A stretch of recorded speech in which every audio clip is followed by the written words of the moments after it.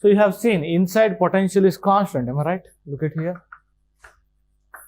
So that's why electric field inside it will automatically 0. Obviously should be. Is that okay? We found by electric field only. We found by electric field only. Again, so take a negative gradient of V out. What will you get? 1 by 4 pi epsilon naught Q into negative gradient of 1 by R. Am I right?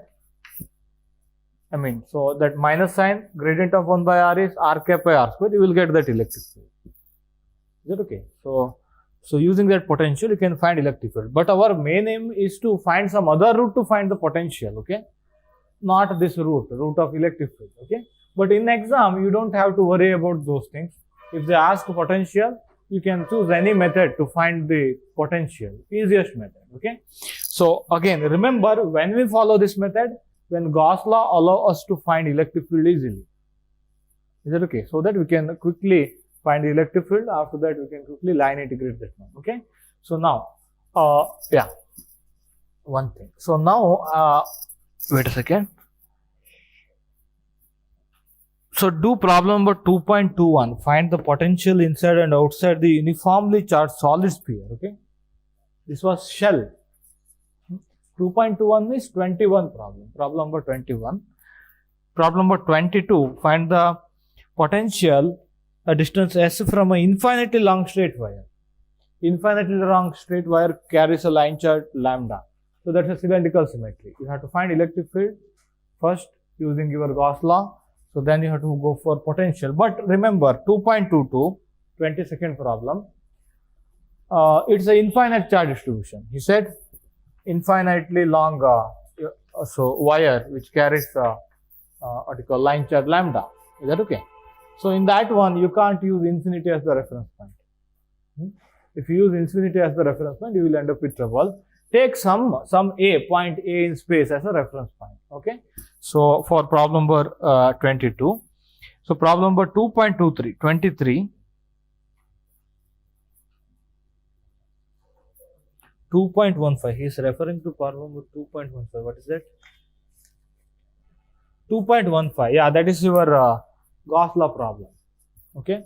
You have to find electric field. Again, you have to line integrate electric field. That's again finite charge distribution. Finite charge distribution, take infinity as the reference point. Okay. So whenever Gauss law allows us to find electric field, line integrate electric field to find the potential. If it is finite charge distribution, take infinity as the reference point. If it is infinite charge distribution, take some arbitrary reference point. Okay. You can't take infinity as the reference point.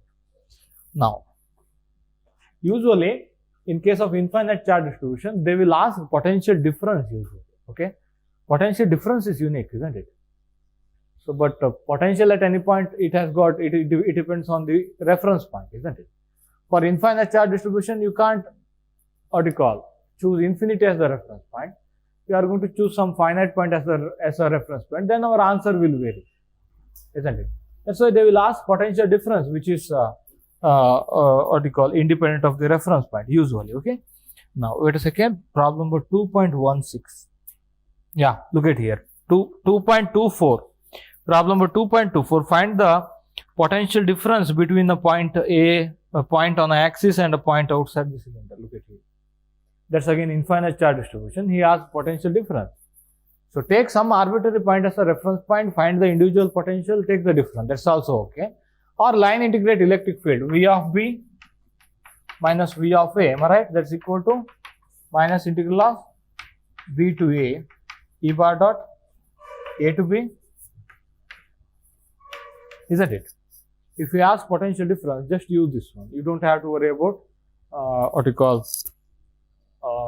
reference point, isn't it? For a infinite charge distribution, again, the problem. Yeah.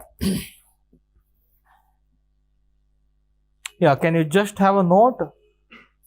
For finite charge distribution, we can choose infinity as a reference point. For finite charge distribution, we can choose infinity as a reference point.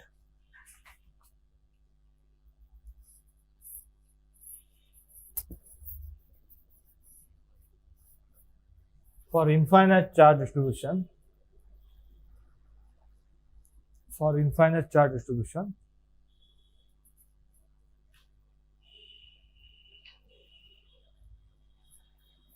we have to take some local point. Local point means finite, I mean not infinite. We have to take some local point as the reference point. Localized point or like that, okay? Local point means somewhere nearby your region of interest, okay?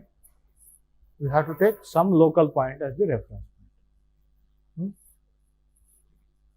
Next, continue. If Gauss law helps us to find electric field,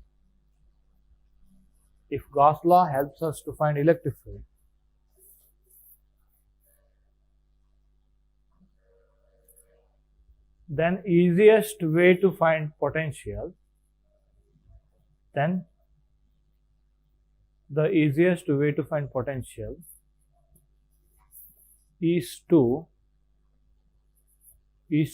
line integrate electric field.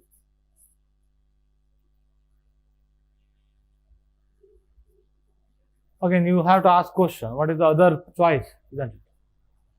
What is the other choice? Again, I discussed only this way of finding the potential. What is the other choice? We shall see that one. Okay, for finite charge distribution, for infinite charge distribution, this is the only choice. Okay, you have to find electric field, then you have to go for that one. So for finite charge distribution, we have other way. Okay, we can define the potential directly. So now before getting into that, just solve all of these problems 1, 2, 3, 4. Okay, 21, 22, 23, 24. So now next one is Poisson's equation and Laplace equation. Again, our next chapter is to solve Laplace equation actually, whole chapter, but we shall see here. So Poisson's equation.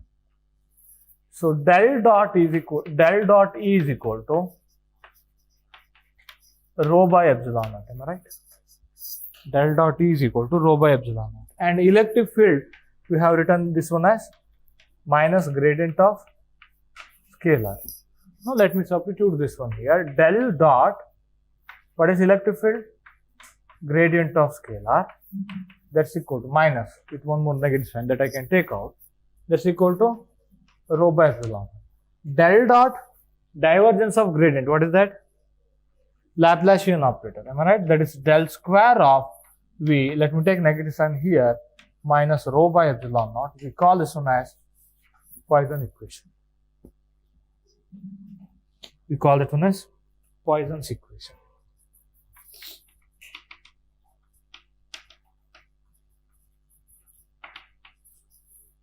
Differential equation, partial differential equation, am I right? No, that's not that easy to solve. Okay, how do you solve partial differential equation? First, you have to convert that one into total differential equation. Then you need boundary conditions to completely solve that one. Okay, so that's not that easy, but in some problem, again, we may follow that one. Okay, we may follow that Poisson's equation to solve the potential. Once you find the potential, next one is take the gradient to find the electric field. Okay, so now look at here. So next one, in most of the situation, we need a potential where there is no charge. Where there is no charge distribution. Look at here, these are point operation, okay? You are taking Laplacian of a scalar at some point in space. So that's equal to charge density at that point in space divided by epsilon naught. This was also same thing, am I right? Whenever there is no charge, you got divergence 0. Are you getting my point? So charges were source of the divergence, isn't it? So that's why the same thing will be applied here. This is a Laplacian taken in point in space. This is equal to charge density at that point in space. In most of our problem, what would happen here is, charges will be somewhere. Our region of interest is somewhere else. Okay, we are in most of the problem, we are interested to find the potential or electric field. So at some other point, other than the charge distribution, other than the region of charge distribution. So then, whenever that the region have no charges, charge density equal to 0. So del square V is equal to 0. Is that okay? We call this one as Laplace equation.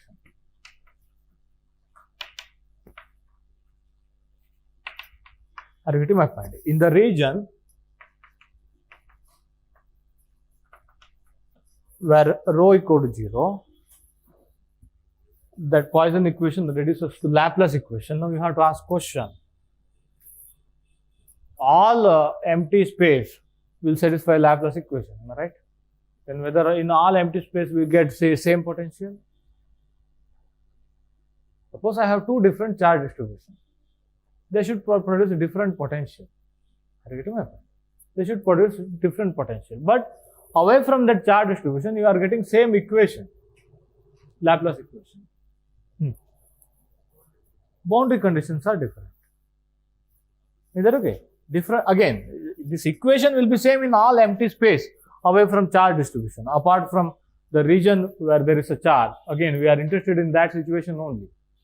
Charge will be somewhere. We are interested to find field somewhere else. Remember. So now, in all of those cases, it will be, potential will satisfy Laplace equation. But what is the difference? So what we'll talk about situation, that is a boundary condition. Okay, boundary condition imposed on this one, or that will decide the solution. Am I right? Boundary condition will decide the solution. Our next chapter is solving this one, Laplace equation. Okay, we shall see that one.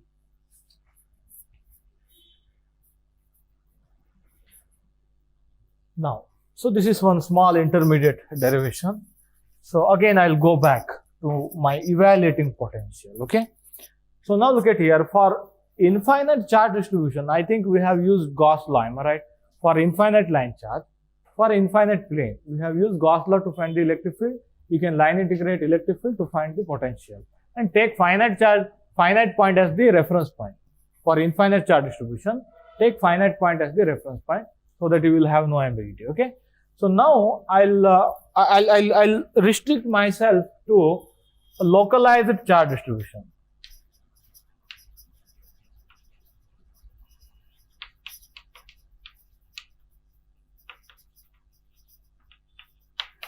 Charges are not extending to infinity. Is that okay? That's localized.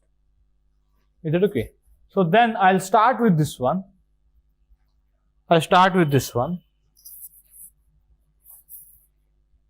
I had again, for localized charge distribution, I can put my reference point as infinity. Am I right? For localized charge distribution, I can put reference point as infinity. X cap, Y cap, Z cap. Let me put charge at this origin. Okay, let me put charge at the origin. So now I already found this one. What is the potential at a distance r from this one? Am I right? Isn't it? So what I do, potential at a point r, I'm going to line integrate electric field from infinity to r. E bar dot dl bar. My electric field was 1 by 4 phi epsilon naught. Pick out q by r square r cap. We have done this one, isn't it? So r do it again. Do it again. What is dl vector? dr r cap plus and so on. Okay. When you take that one, minus 1 by 4 phi epsilon naught or minus q by 4 phi epsilon naught, 1 by r square dr infinity to r. Am I right? So that's equal to minus q by 4 phi epsilon naught minus 1 by r running from infinity to r. Okay, infinity to r, that's equal to minus plus upper limit minus lower limit, 1 by infinity is 0, that will become 1 by 4 phi epsilon naught q by r. Am I right? Potential due to point charge at the origin, potential at r due to point charge at the origin is that one. It's a scalar, isn't it? It's a scalar, obviously, potential. Yeah, the question.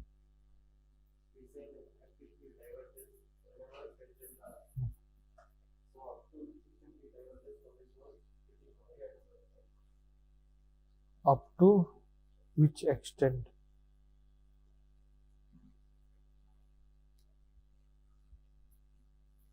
Only in the region of source it will diverge. Is that okay? Because rho will be 0 outside the region of charges. Then divergence will be 0. Is that okay? outside the region of charge distribution, divergence is 0. Okay. Yeah. So again, so try to ask the same question later. Wait a second. Let me concentrate here. Yeah. Potential at a position R. So due to point charge at the origin, that's equal to this one. Now look at here. Can you just draw a surface of equipotential surface? This potential is same in a surface, in a spherical surface of radius r, am I right? If you take any point in on a sphere of radius small r, you will get potential same usually. Okay, we call that one as equipotential surface. Again, let me come to that point later. So now look at here. What I do here is this potential at r, it depends on distance from the charge. Am I right? It depends on distance from the charge. Now what I do here is I am going to change the location of the charge. I am going to place my charge here. Is that okay? I am going to place my charge here.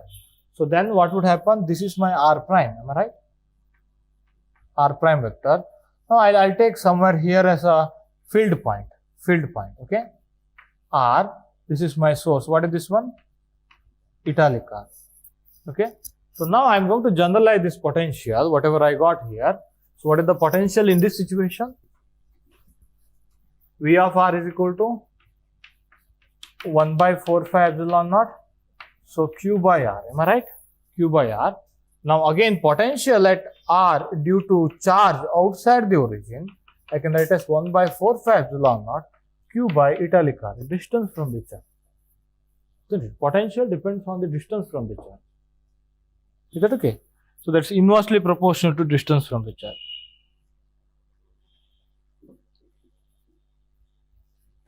So can I write like this in general? Am I right? You can choose origin somewhere. You can place charge anywhere. Am I right? Or you have some charge distribution. It's not necessary to choose your origin at the point of charge. Am I right?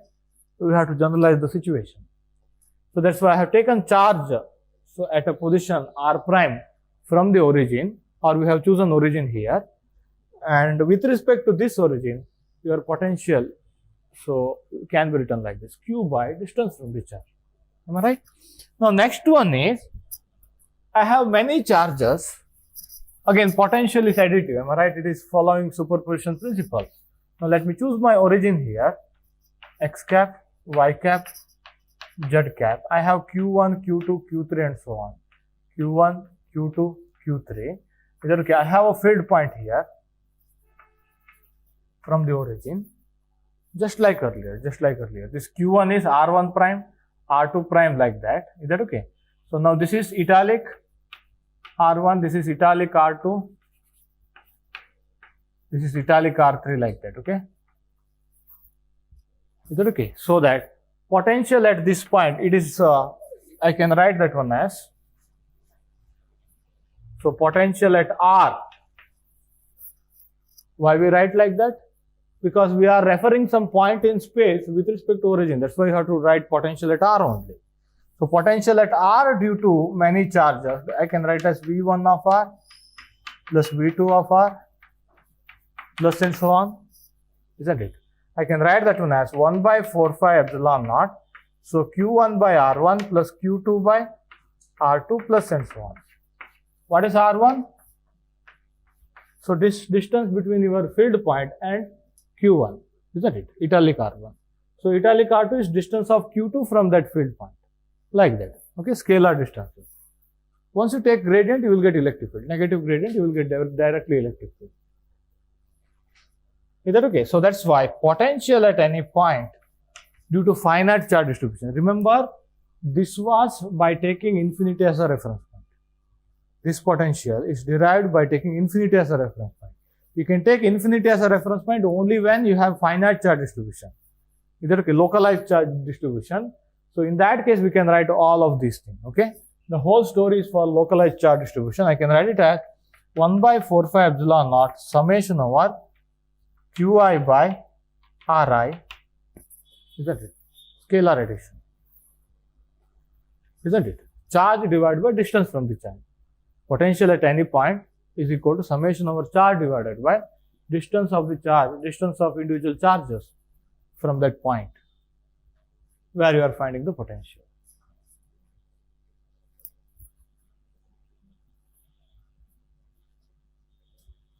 Okay. Now, what is the next idea? If you have continuous localized charge distribution, okay, some sphere or something, so you can just write that one as potential at R is equal to, so 1 by 4 phi epsilon naught integral of dq by italic r, elementary charge at a distance italic r from the point of interest. Is that okay? So now, if it is volume charge distribution, look at here, origin, if it is volume charge distribution, I have to take small volume here. So it contains charge dq. You can write it as rho is equal to dq by d tau, or you can write it as dq as rho d tau. Am I right? But so these are source pointers. So source points, you have to write it as r prime. Am I right? So somewhere here I have a field point r where I am going to find the potential. This is my italic r. Then your potential due to that volume charge distribution. What is that one? 1 by 4 phi epsilon naught. Speak out. Integral of rho of r prime d tau prime divided by italic r. dq. dq can be written as rho d tau. Prime for, because this r prime is variable while doing the integration. Look at here, there is no r cap by r square. Earlier, our electric field contains r cap, remember, that was very difficult to integrate. Now we have scalar integration, that's very easy. Again, it is only for finite charge distribution. This formula is only for finite charge distribution. Now again, you can extend this idea for line charges, isn't it? I have some finite line charge distribution, okay? So finite line charge distribution, I can take a dl, dq, elementary charge. I can write dq is equal to lambda into dl, am I right? And I can write this one, it is at a distance r prime. So this is my field point r. So this is my italic r. So this is the point of interest, potential at r due to line charge. Okay, that's equal to 1 by 4 phi epsilon naught integral of lambda r prime dl prime divided by italic prime, because r prime is variable. You have to sweep throughout the region of charge. Again, not for infinite charge distribution, only for, this formula is only for finite charge distribution. Okay, or we can say like that, this formula assumes potential at infinity vanishes. Okay, in this formula, potential at, or if you just go for infinity, definitely. So I mean, your 1 by italic r, it will be very high, so that it will be 0. That formula itself contains that one. Okay. Now look at here. Next one is again surface charge distribution. Am I right? I can take some surface. I can choose origin here. I can take one small patch of area. dq charge here. I can write as sigma into dA. Am I right? dq is equal to sigma into dA. So it is at a distance r prime from the origin. So here you have your field point. It's your italic r. Am I right? So what is the potential at this point? 1 by 4 phi epsilon naught integral sigma of r prime. Remember, the surface charge, that may be function of r prime, that may differ at different points. We have to take generalized situation, isn't it? Maybe while applying, we may take uniform charge density, but while writing, you have to write the most general one. dA prime divided by italic r.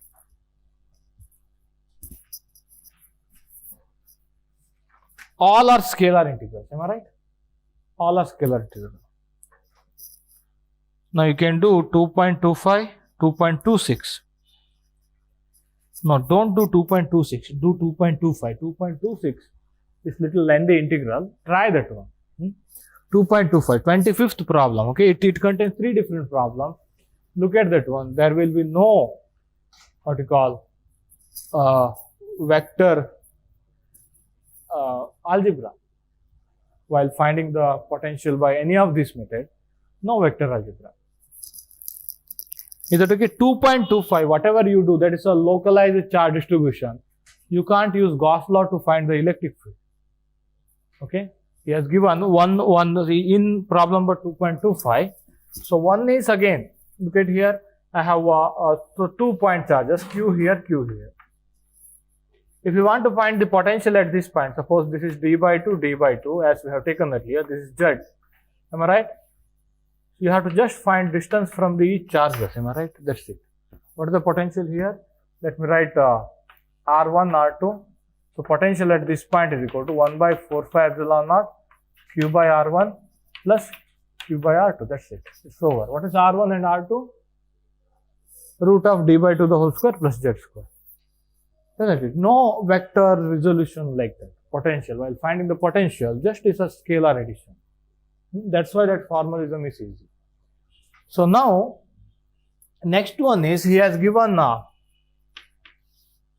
rod which contains line charge. Am I right?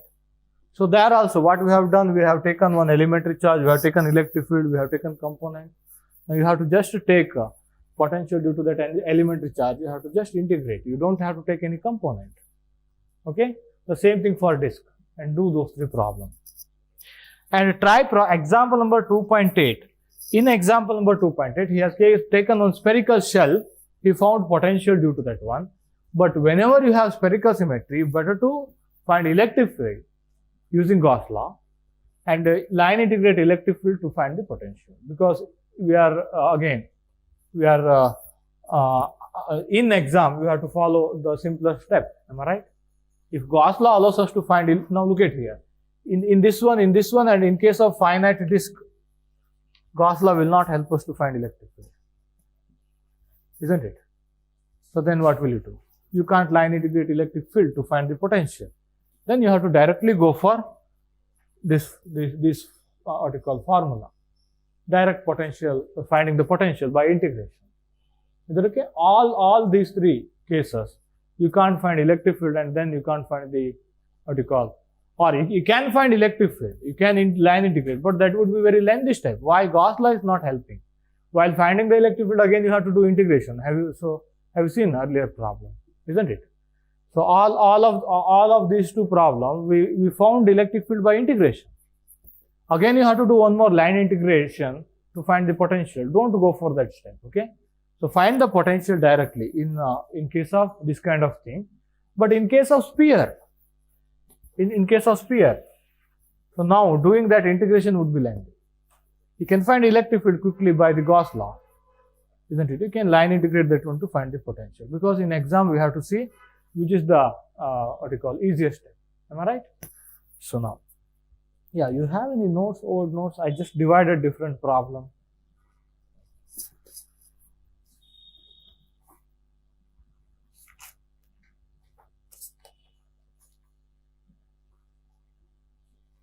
Do look at here, except 2.26, I think you can try rest of all, okay?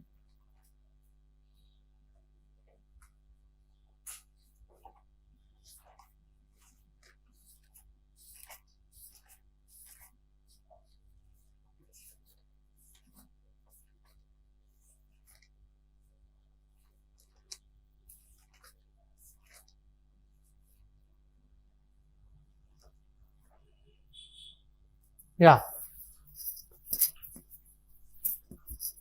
Finding the potential, am I right? That may be the question.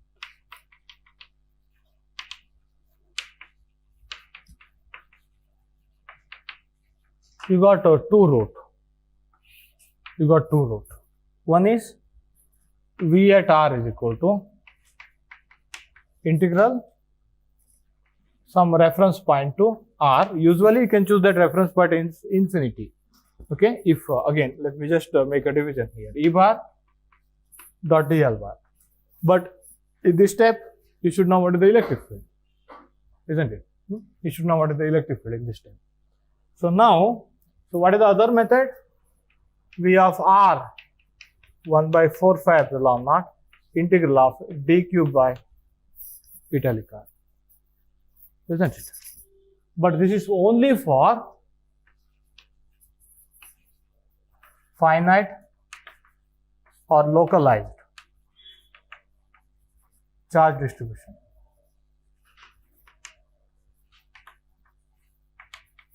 Don't forget, isn't it? We have only two rules.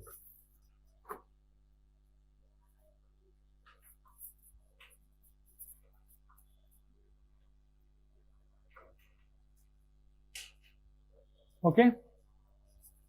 So take reference point as infinity for finite charge distribution. So take reference point is equal to some point, some local point for infinite charge distribution.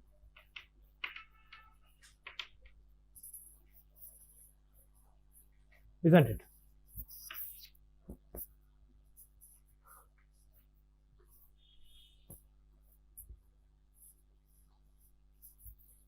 So don't use this method.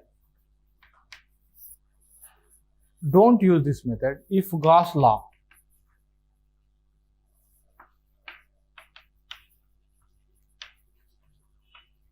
allows us to find electric field or helps us to find electric field. Am I right?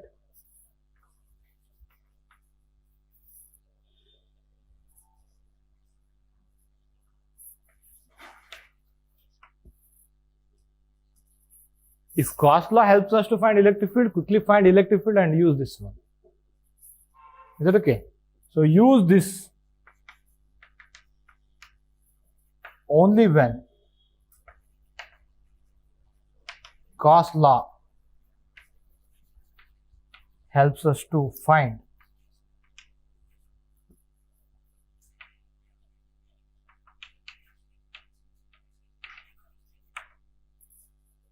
what are the examples? A rod which is charged, isn't it? Disk. Or any finite charge distribution, I mean point charges. Isn't it? What are the examples? Infinite plane, infinite wire, am I right? Sphere, infinite cylinder, like that, where our Gauss law will help us to find it. Am I right? In case of sphere is a finite charge distribution. You can use this one, but that integral is length. Is that okay? But in exam, what we have to see? We have to see how to find the potential. That's it.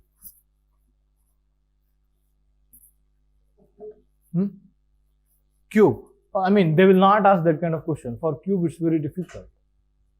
Why? Even in Cartesian coordinate, it will be very difficult to find electric field due to cubical charge distribution. Is that okay? So usually cube means you have to go for Cartesian coordinate. Again, Gauss law will not help. Again, is that it? Gauss law will not help us to find that.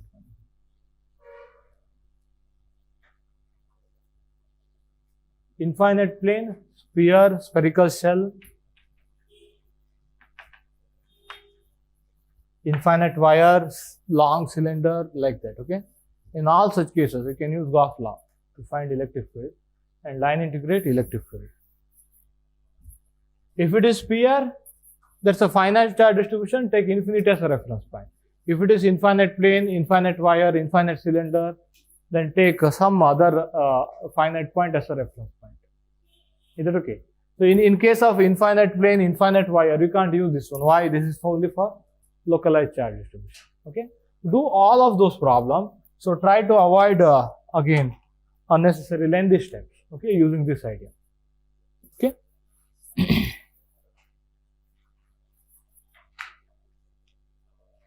A rod, disc, or suppose if you have a 2-point charges. Okay. So suppose point charges, isn't it? In case of point charges, we haven't applied Gauss law. isn't it? Point charges. You can directly use this formula.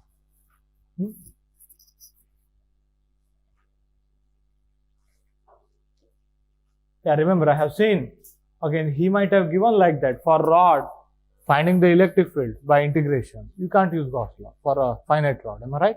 Only for infinite wire you can use Gauss law. So finding the electric field, then line integrating that one is useless. Okay? Remember, you can find directly because there's a scalar integration. Okay? Do those problems, you will understand. Again, before next class, so 2.25, 2.28, 25 and 28, do them perfectly, okay? And do example number 2.8 by line integrating the electric field. Again, he has given the same problem. We have already done that one, okay? 2.28, so sorry, example number 2.8. Example number 2.8. 2.8 means in your book 8, okay? Problem number 8, example number 8. So then problem number 2.25, that means 25.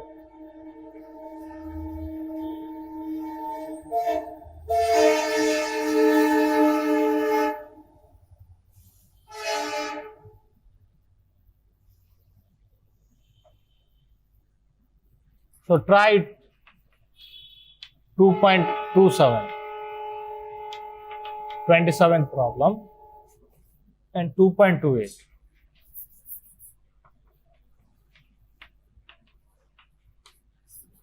Okay, and earlier problems. What are earlier problems? 2.21, 2.22, 2.23, 2.24. Okay.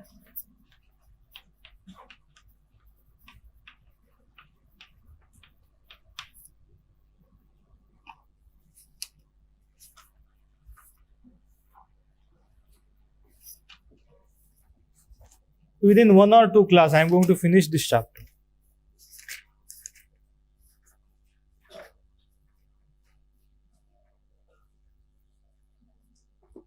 Outside the chapter, problem number 2.50, 50. That is asked in some exam. Problems, okay, these are problems. Only this is example, okay. 2.50, 50th problem.